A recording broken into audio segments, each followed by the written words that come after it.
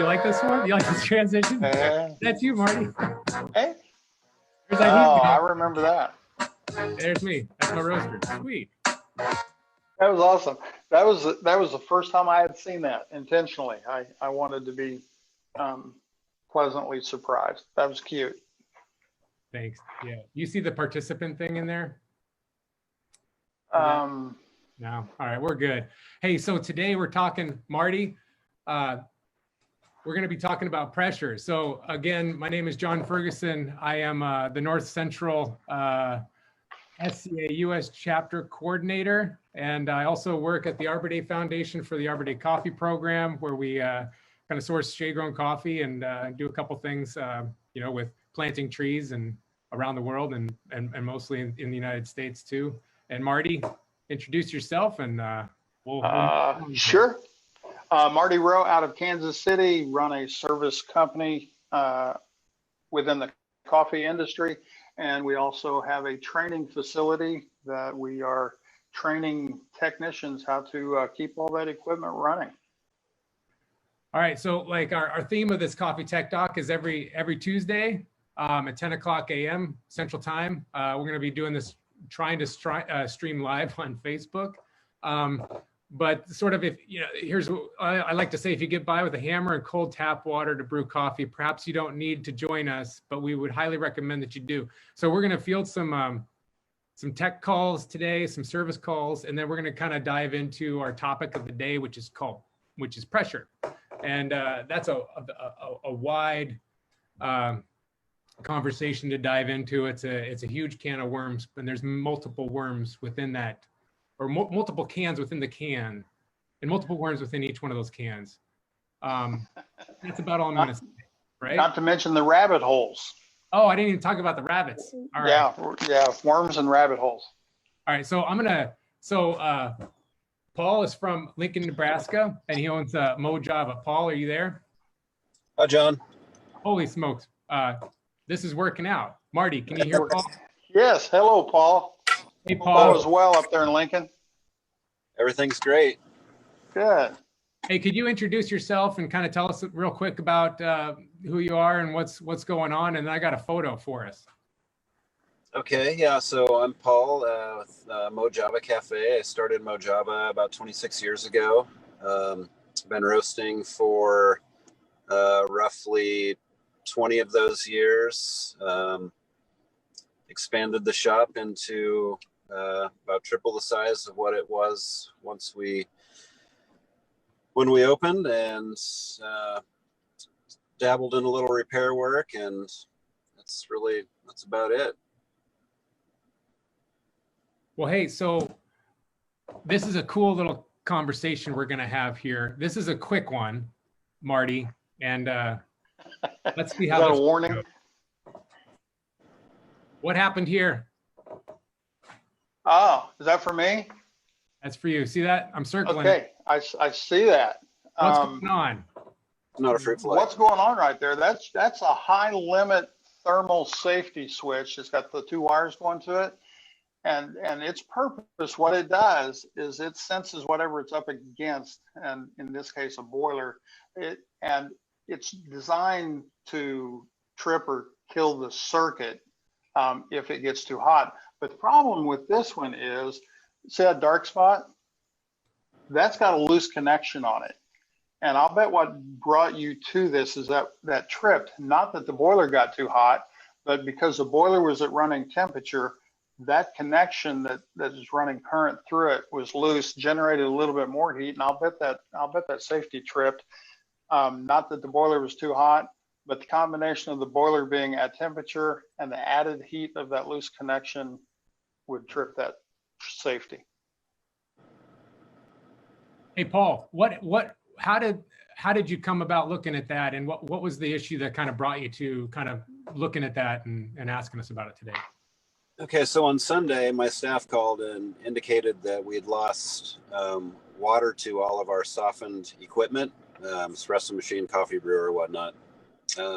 So we got the water back going. I don't know that it ever actually left because I wasn't there to see it. So the group heads were still operating at normal temperature. And then I started thinking, well, maybe there's a boiler switch I need to look for. So sure enough, found the boiler switch, reset that, but noticed this little black spot. So that drew me to wonder if I had a bigger issue going on other than maybe a water flow issue or water height issue. So yeah, I guess Paul, thanks for calling in and showing us this. So the easy fix here, Marty, new pressure switch, or just is it going to work as is, or what do we got to do here? That's not really a pressure switch. That's a thermal switch, so it doesn't trip on pressure. It's a temperature switch. Let's get our terminology right. Whatever. I'm not a technician. I'm just here for fun. I'm just hosting this thing. I understand. That can be a loose connection either by that spade terminal, which, it's obviously gotten hot. So you're going to want to change that. But those also heat up because that tab that connects to is also fastened to the device inside. And the loose connection may not necessarily be the spade connector. It may be where it actually connects into the device. So when we see that, unless I can confirm that there's really nothing gone south with the safety itself, it's not a bad idea to change that safety and those connectors. Now, granted, you absolutely need to change that connector. Hey, Paul, thanks for your time today. We're gonna move on to the next part of our show, where I get to challenge Marty to get some really interesting photos to see. Like, I know he's been there and he's done that, but I just want to talk about it because it has a little bit about pressure, and we're kind of going in the same direction here with this thermo, whatever you call it, Marty. Thermostat, high limit. Thermal safety switch. High limit. Safety switch, high limit. There you go. Oh my gosh. Okay. So, hey, Paul, thanks for calling in. I'm going to let you go. John, Marty, thank you so much. All right. Hey, John, you're not gonna ask Paul if that made sense to him with what he's. Hey, Paul, you still there? Yeah, it does make sense. I think I need to replace the switch itself and the wires, both of them. Just the connector on the end of the wire, and the one that is on the bottom that looks good, it's fine. It looks fine. Fine. So switch. Definitely that top one. And okay. If you wanted to and was willing to see how it would go, you could just change that connector and then monitor it and see if it heats back up. Okay. And hey, right. Thanks, Paul. Yeah, appreciate that. Thank you. Bye. And Marty, that's what you call good customer service, making sure that you follow up and you make sure that the customer is hearing you clearly and understands what the next steps are, right? There you go. I learn something new every day from you. So here is my next slide. Let's see if I can make this work. Do you see it? It says pressure, right? Yeah. Does it? Oh man, it's too big. Do you see? What's that song? Under Pressure? I can't sing. Yeah, I think that's probably the only song that I like with that comes to mind with the pressure, but I'm sure there's a lot of them. We should have please, if you're watching, post all of your favorite pressure songs that are famous in the Facebook feed. Specifically, if you're on the SCA US chapter site, because that's we're streaming. Yeah, I'm into music. John, I see a 3, 7, 9, and a 12. And why do you think I put numbers on there? Why'd you put numbers on there? Yeah, that's not talent. I just want to put numbers on there because I'm thinking 3 bars of pressure or PSI or whatever. That's typically like water pressure you're getting out of your faucet. Is that correct? Or what do you think? Yeah, I'd say on average what we see out there. And of course, it's going to vary, but 3 to 4 bars is what we see coming out of the faucet. And 7's more powerful, but not quite what would you call your industry standard of 9 bars of pressure, which is why I highlighted it like that. And 12, I just put up there because that's what everybody says, don't let your pressure go over that or else the boiler will, reach a certain amount of pressure that is not necessarily good or safe, but not going to completely. Well, here's the trick on 12 is it's kind of important is most preset expansion valves that's going to relieve that pressure off that coffee boiler in case it is building up too much pressure, and it relieves that pressure by running a little water down the drain. Most all the presets and the directions by the manufacturers, if it's not a preset and the technician's going to set it, is set at 12. So 12 is kind of a magic number that the relief valves for the coffee boilers typically start relieving the pressure at. So then why do we have this espresso machine that I found online that, it says 15 bar professional pressure and has authentic Italian espresso cappuccino latte. Is a home espresso machine. And we got a lot of people always asking me, like, what's the best espresso machine at home? And I'm like, well, a 2-group La Marzocco, or like a 2-group Snesso or a Slayer. A single group Slayer is a nice one. For home. I highly recommend getting a single group Slayer for your home. I think it's 110 volt. Is it? Do you know if a single Slayer is a 220 or a 110? The one that I have is 110. But I want to say, and there I'll probably get just beat all up on this. I think you can get it in either voltage, but they definitely. I know for a fact you can get them in 110. So why does this say 15 bar professional pressure? Well, again, somebody out there just blow me away on this, but here's what I believe why they say 15. Number one, marketing wise, 15 just sounds a lot, so it sounds really good, but they mostly all use vibratory pumps, and what they're saying is that if you grind your coffee fine enough, that pump has the capability of going to 15. But we've done some SCASE pressure testing on them, and it's pretty much predicated on how fine your coffee is. So if you're running a pretty coarse coffee, you hardly will get any pressure at all. And as you go finer and start restricting that flow, you'll bring it on up. And just like commercial coffee equipment, we found the sweet spot on that. And of course, there's no gauge on that to know. But we found that somewhere around 9 bar, when we had made the coffee fine enough that pump was struggling enough to get the water through there, that it was reaching 9 bar, that was when it was pulling the best shots.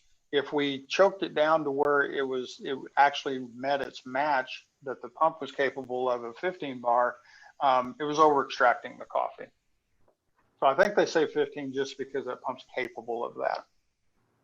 Okay, I've just never really played around with a lot of home espresso models because I've always kind of doubted their potential. So I think that I need to do a lot more investigating on that. But I thought that was kind of like, why would you say 15? Why not say like 9 bars? Like that's where you want to be. That's your sweet spot. This can do commercial grade 9 bars of pressure. And right, like you said, let's move on from that and talk about what is this? What is it? This looks like to me, this always reminds me of like the heart of an espresso machine. It's got, these, it looks like it's a pump. It's a Procon pump. And I got a couple other, slides coming up that kind of identify some pieces that are a part of, what creates pressure, right?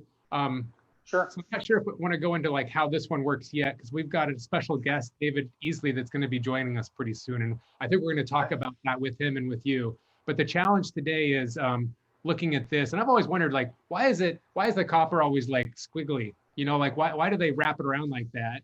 Why not just make it straight? And then also on the right side, we've got like a little pressure gauge with a red and a white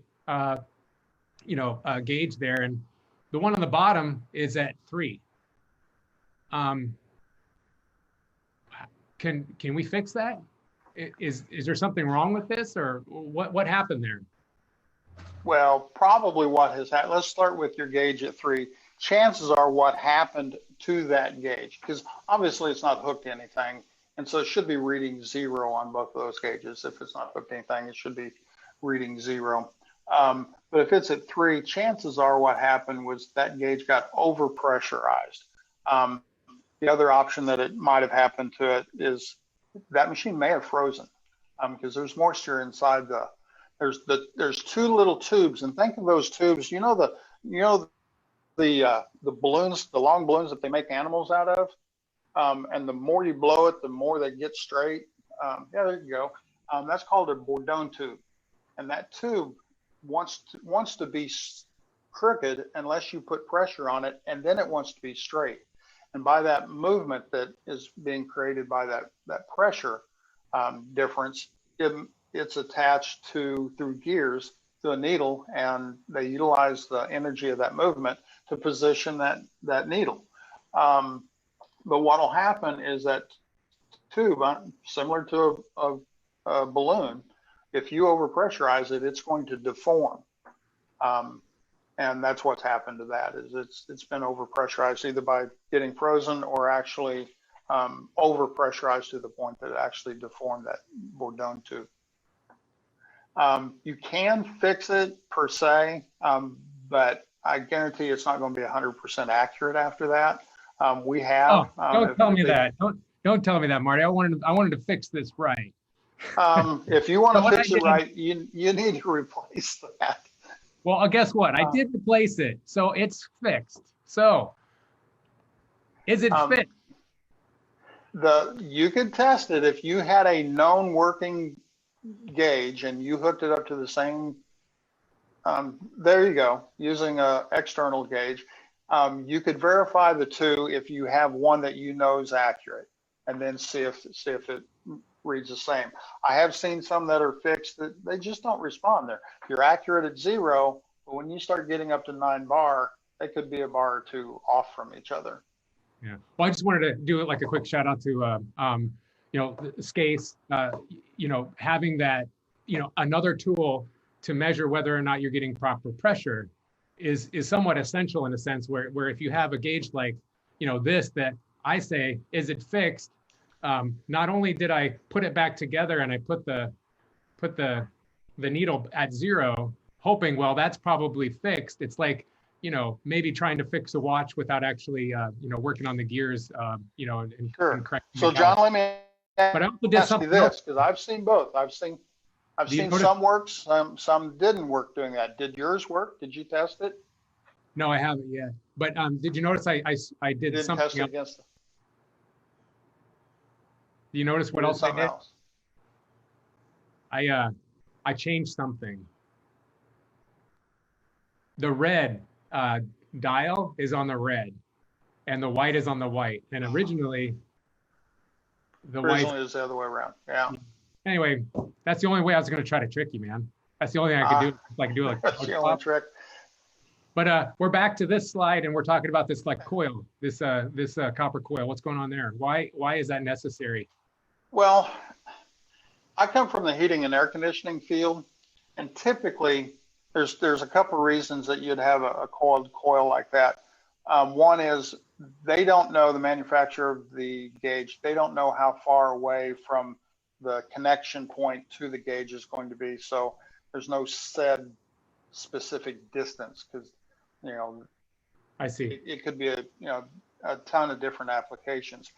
And it's not so much in espresso equipment, but I know in refrigeration equipment, when you've got a compressor running, fans going, things are vibrating, that coil shape right there absorbs that and keeps those lines from breaking at the connectors. It gives it some flexibility rather than being straight and rigid and flexing right at the joint, which is not that much of a big deal on espresso machines, unless you're really beating it up a lot.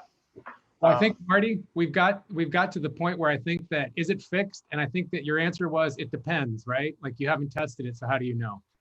So I've seen a lot of that. If you wanted to sell the machine and not know whether it's 100% accurate or not, I guess you could do that. But unless you verified after you got in there, manipulated, changed the shape of that, you don't know if it's calibrated.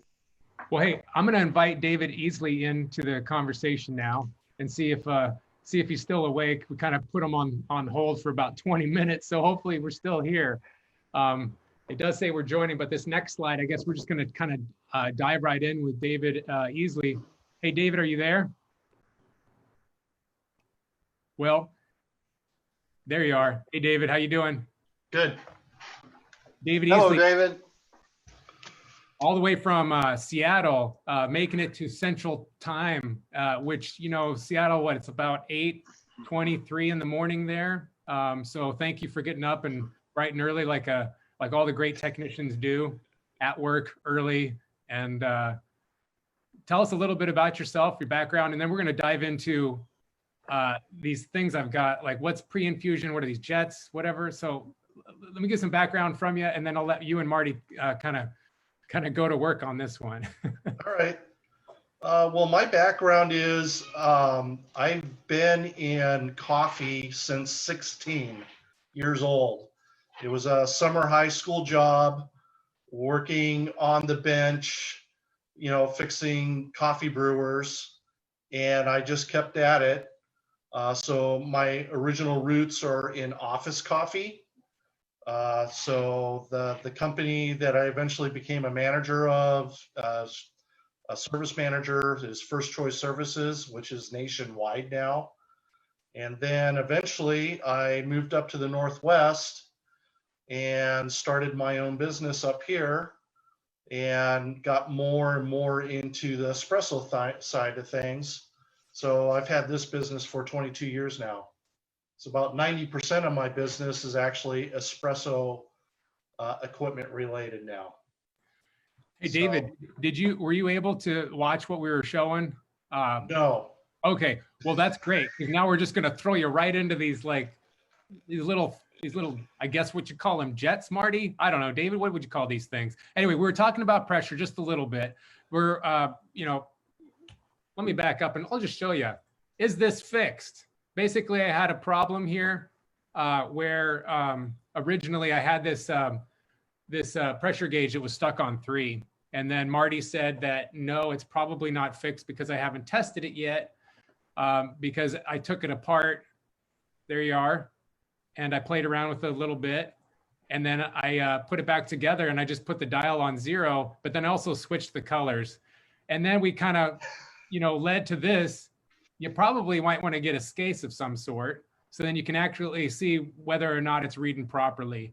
And then I can recalibrate it again, take it apart, or just, not toss it, but make it into an art project. I've always wanted to build like an espresso, monster thing, put in my backyard and just be like, he's got pressure gauges for eyes. He got a portafilter and stuff, all this kind of, arms, but, One of my large clients has done that. They made trophies out of them, out of the parts I pulled from their machines, and they made trophies and then handed it out to a store that did the best for that month or whatever. That's a great idea. Marty, you've got buckets of this stuff, right? I mean, I saw buckets and screws and bolts, and I don't know. Anybody that's worked on these things for any time at all they all have buckets.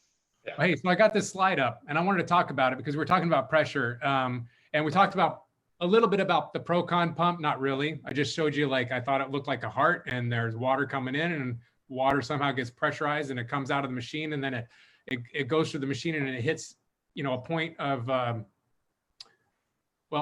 water goes through these things.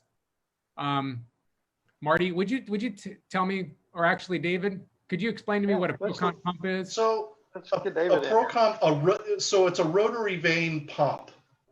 So there's many different pumps, especially in espresso machines. You can either have a Procon, which is just a brand name, which is a rotary vane pump, which is what you're showing there. Yep. And basically you have a motor driving a shaft, and literally there's veins in there. Well, it's like a, Like a fan, you have about for four veins going around in a circle.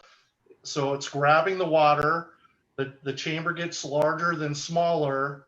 That creates the pressure because it's sealing it off and pushing out the other end. So this rotary, this pump is designed to produce a variable amount of pressure. There's like a little screw on the side where you can kind of adjust it as it's running. You can set it down to 3 or knock it up to 10 or 12. Yeah. So what your adjustment is a bypass. So the pump has a bypass in it, which, yes, you're adjusting a screw. You're just basically the screw is putting more or less pressure on a spring. So obviously, the more you screw it in, the more pressure on the spring, the higher the pressure has to open that bypass up. And that is how you get your pressure setting, is by adjusting your bypass. Oh, I like that word, bypass, Marty. And David, I've got 3 slides to talk about where's this bypass stuff going and what are we doing with it. Maybe we should come back to that. I'm scattered all over the place today, but let's hold that thought on the bypass, because I think that it's also important to. A lot of people are talking about pre-infusion and then these, I think they're called Ruby jets. Is that the right term for this one with the red? Well, yeah, it's a jet, and of course they're made out of different materials. It could be brass, it could be stainless steel, it could be, that one has a ruby insert in it, which is what the hole is. The ruby just doesn't, the mineral doesn't adhere to it because it's a much smoother surface than like stainless steel or brass. All right, so that's kind of why people are, the ruby has a less. Is this true? A less ability to clog? Correct. And for mineral to adhere to it. Marty, I got a question for you. Yes. Does this create pre-infusion? Like on the old La Marzocco's, right? You've got like, you don't have these jets, or would you call them flow restrictors? Well, it's an apples to oranges comparison with when you're talking pre-infusion. So let's just let me just spend a second and tell you on the history on these restrictors. And the Italian term is giggler or giggler. Depends on how you spell it and what region you're from. Geigler? And when some people call it a giggler, they think it's a 13-year-old girl. Or me. No, they're not gigglers. But they're just restrictors. Now, the older machines didn't have by and large, didn't have these devices in there. And the reason that these are even put in are a couple-fold. Over the years, the industry started striving for temperature stability.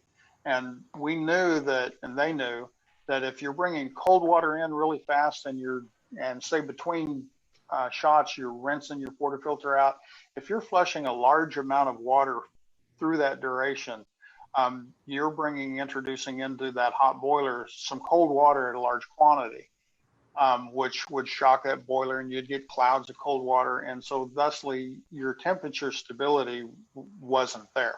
And so they knew that if you could reduce the flow, anytime you're free flowing those grooves, you could reduce that flow, your net would be that you would be much more temperature stable because you're not bringing in near a quantity of cold water in to replace that water you're dumping out.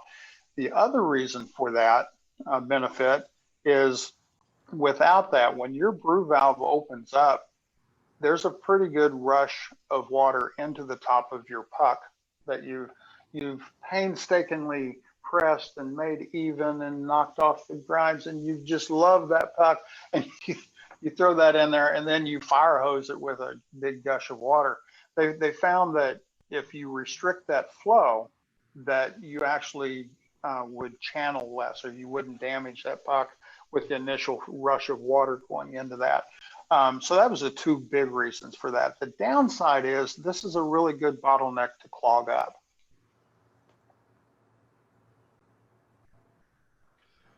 So what is the difference between jet sizes, and does that impact the flow rate, and why? Why are we doing that? Yeah, there is jet sizes. An industry standard goes from 0.6 millimeter to 0.8 millimeter, which doesn't sound like a whole lot. And then, of course, you get out in the field and you get people to drill them out, and you can get quite large. Again, it's just playing with that, like any variable that we do with the coffee industry.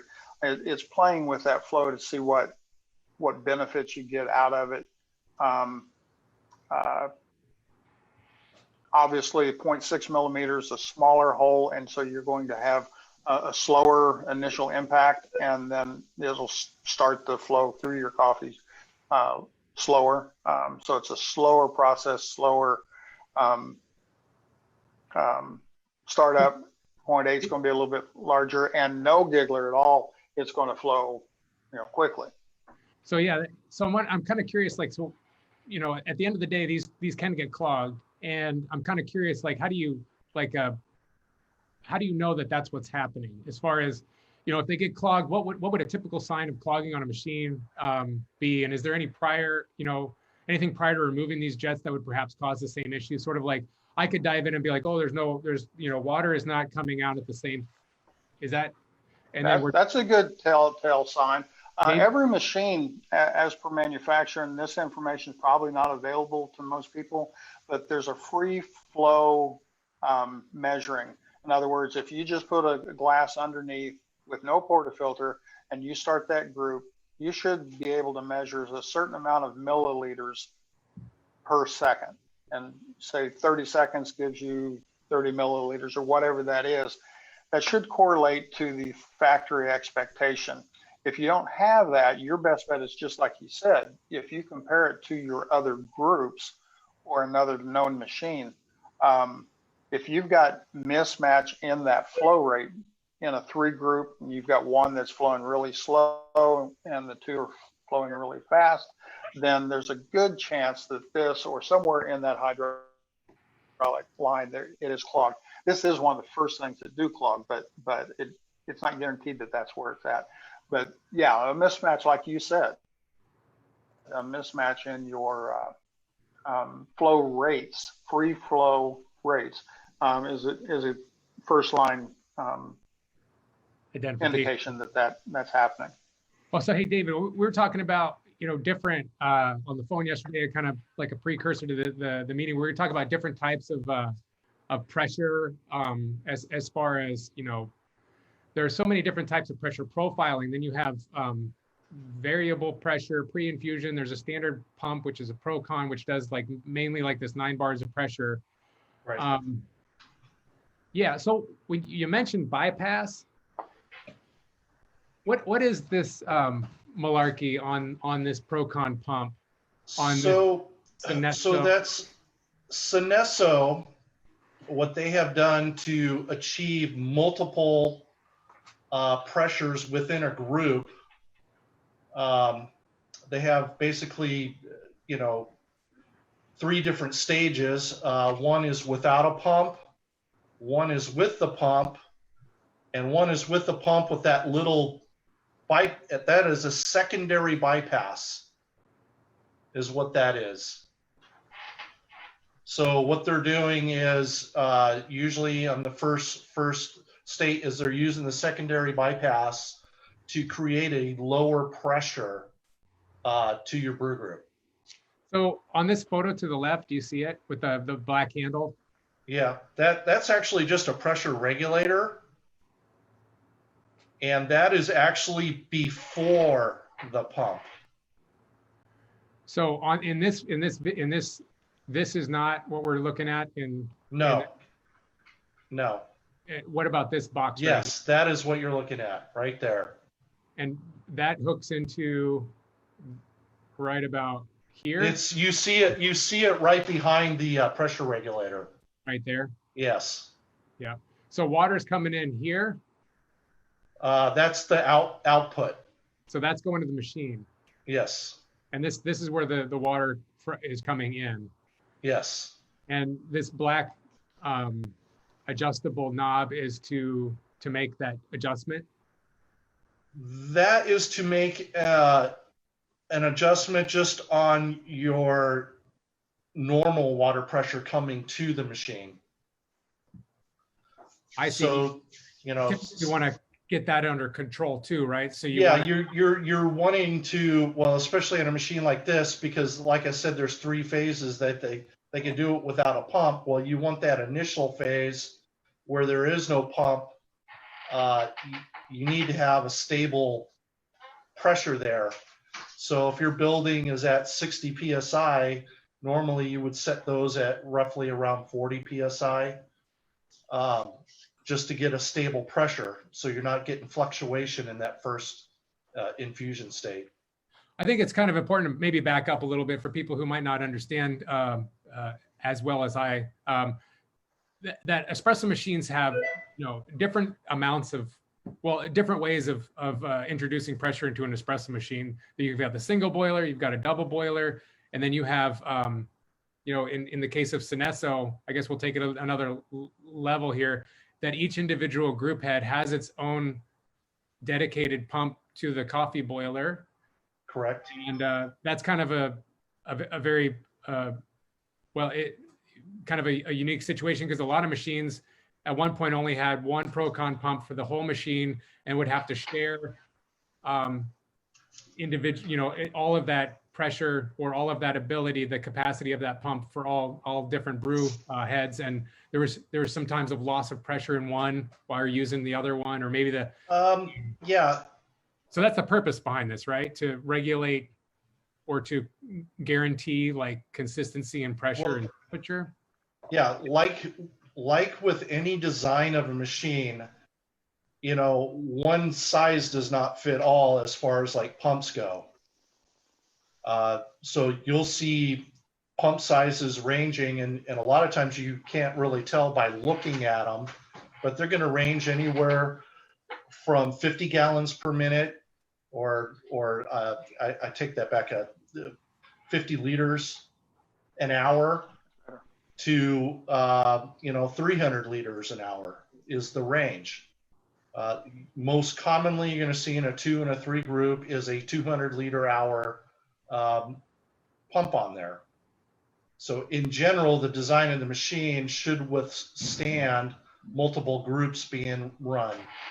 I have a question about this then, Marty. I'm gonna pass it over to you, pass the mic to you, and kind of walk me through a couple things here that I'm a little undereducated about, being that where I am in the coffee industry. I should know this more clearly, and this is kind of the point I want to make today. Is I see that you've got a like a single group or just like a 2 group standard Procon pump going to it, and then you have, let's say, I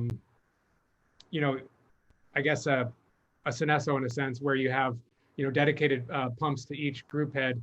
And then you have a Slayer, which has variable pressure, and then you have these these EP stratas that and then we have manual paddle levers that are almost the levers that you're pulling that's creating this natural pressure. You let it go and it's extracting pressure. Do we have time to go through all the differences there, or do you have like a quick bullet point sort of like way to tell me the difference between those?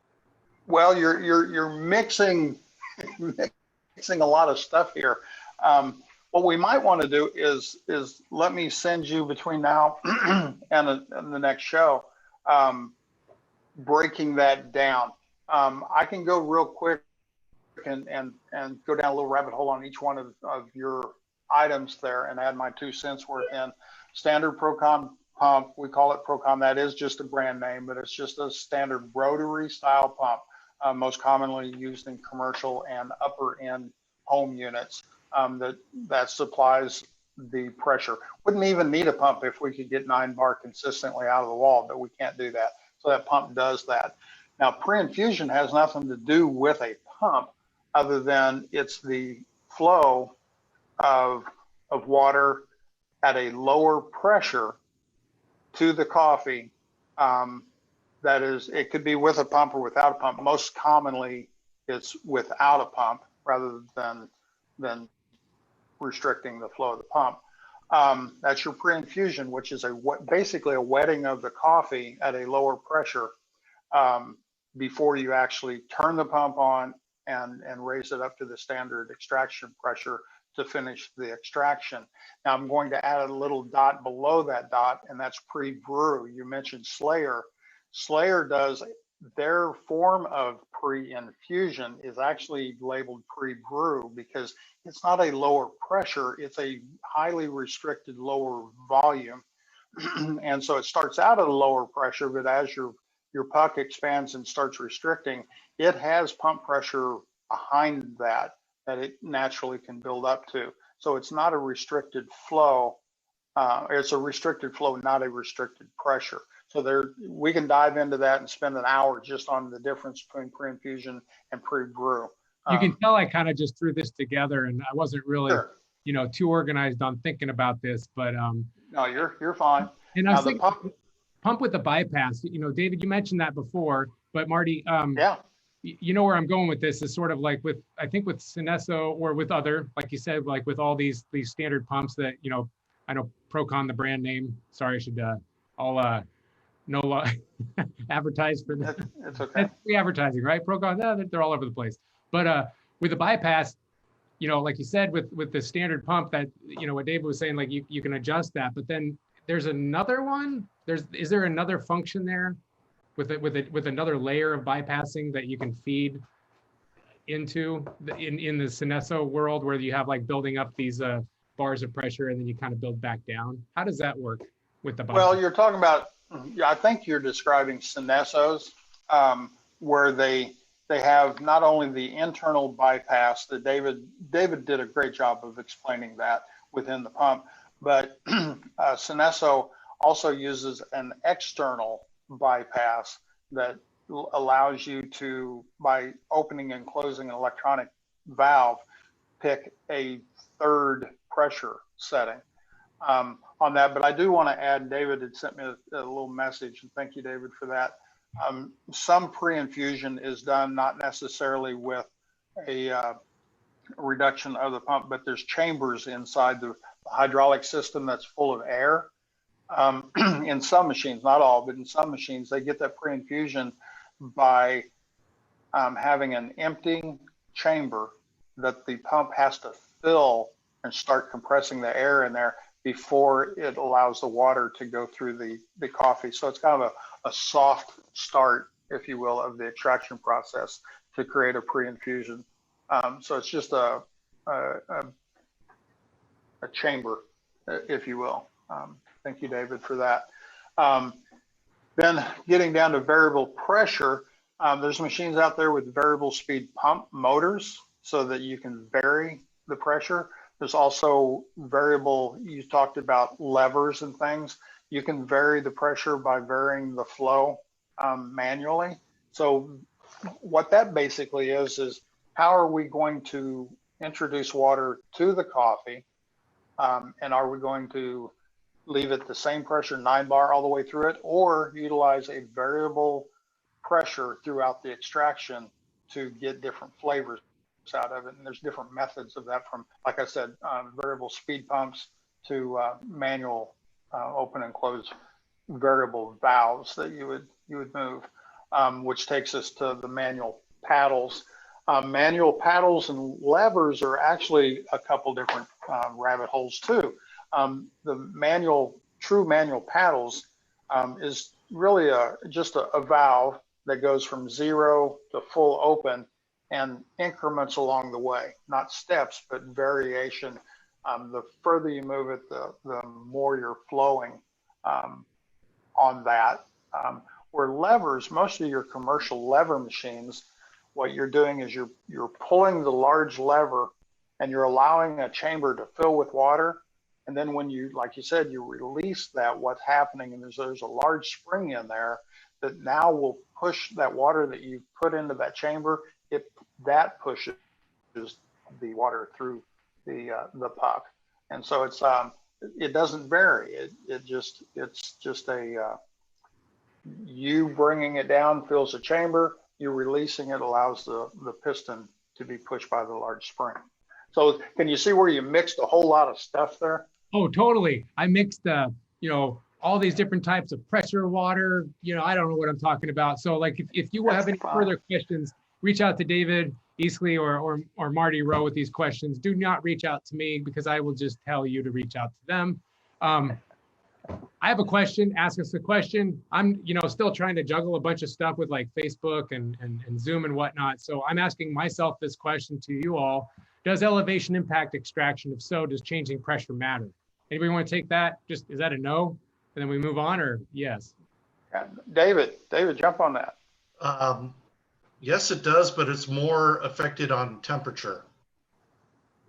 Just because the higher the elevation, the lower your boiling rate is. So, but So yes, it does affect it both ways. But to me, it's going to be affected more on the temperature side of things, is where you're going to want to be careful. Okay. Yeah, Marty? and where I found it, I agree with David that there's more of an effect if you're changing temperature.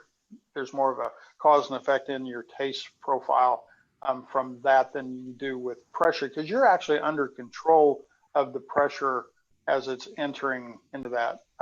So the atmospheric pressure doesn't have a lot, but it does have a lot of change if you're up in the mountains and stuff on drip coffee, because you're very limited on what you can do with coffee. You can get high enough that 200 degrees it's boiling and agitating, causing turbulence within your coffee as you're brewing. Well, we're coming to the end of the show as far as 46 minutes into this. Wow, we've got some people, we've got a huge audience. I'm not gonna tell you how. Time flies when you're having fun. But my last thing is this. What is this? People were talking to me about these other types of water packets, that you have distilled water, and then you go out and you add supplements to your water to make a recipe. And I remember, Marty, years ago, I think you told me to get these. What are these, and is this sort of like the old school version of what's out there now? Well, I don't know if it's so much old school, because those minerals are still used today. There's some experimentation as far as specifically which minerals and to what quantities and recipes, just like everything else in our industry. It's kind of evolved. It's one of the earlier ones. It was, if you guys remember the old Cirqua, which again, we don't have enough time to talk about the life of Cirqua and where it's at. But Cirqua is back. Some people still know part of what derived from Cirqua is Global Customized Water. They still, not in this size packet, but they still sell these minerals, and it's calcium chloride, potassium bicarbonate, and sodium bicarbonate.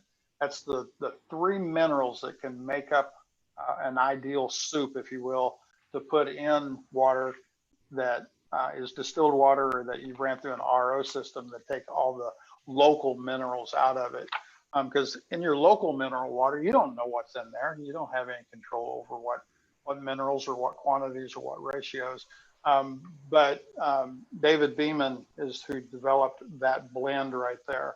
But basically, it's just ideal minerals, and that particular package was set up for a 1 gallon mix. You put both those packets or both those containers into a 1 gallon jug of distilled water, and you end up with about 150 TDS of the right blend of minerals. Hey, David, do you get any requests on this? No, I have because most everything I do is commercial. I don't do hardly any home stuff. But like I know Third Wave Water has come out with, they have a home packet that you can do. It's the same thing basically, except I think It's in a packet form, in a crystal form. It's dry. Yeah, it's dry.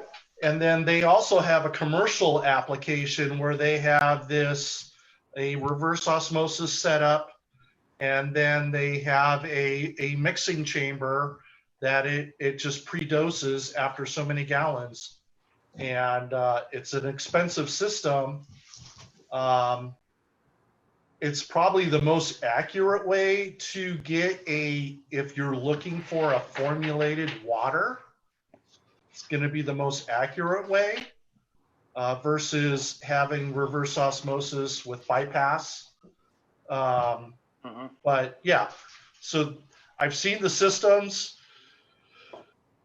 Most of my clients, actually, we run, we just do a lot of softeners in this area because we have an aquifer that changes daily.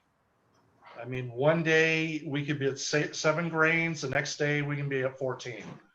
So it's literally a river underneath us that is flowing. It's not the body of water is not sitting, it's moving. So Well, hey, I got, I think the topic later on in September, we're going to talk a little bit more about water yeah, systems. Yeah, we should do one entirely on water. Oh, absolutely. We could do a whole month on water, right?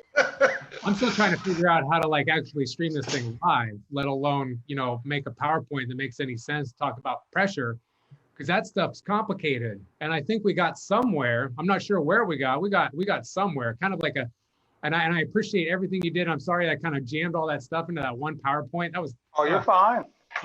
you know, right. showing my cards, basically telling you where I'm at. I like your background, Marty. It's good to see you, David. It's good to meet you guys. Finally. That's it. Yeah, I just Good to see you, David. Tell Ruth hi. I will, Marty. She was listening in, so if you heard her sneezing or something, that was her. Yeah, I'm glad my cat didn't jump on the counter or anything like that. She's doing all right now. She got fed, so she's on her own. So, all right. Well, hey, thanks everybody. All righty. See you later. We're always available. All righty. Have a good one.